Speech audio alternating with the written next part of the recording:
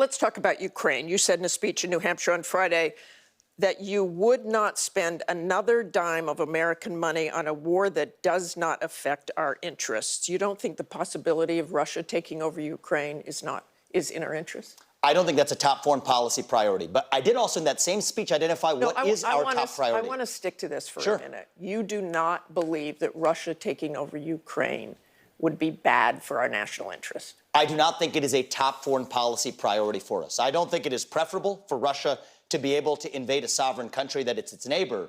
But I think the job of the U.S. president is to look after American interests. And what I think the number one threat to the U.S. military is right now, our top military threat, is the Sino-Russian alliance. I think that by fighting further in Russia, by further arming Ukraine, we are driving Russia into China's hands.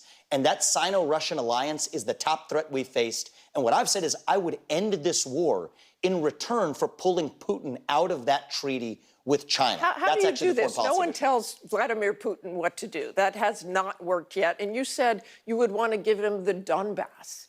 That would be rewarding Putin, wouldn't it? I don't trust Putin, but I do trust Putin to follow his self-interest. I don't think he enjoys being the little brother in the relationship with Xi Jinping.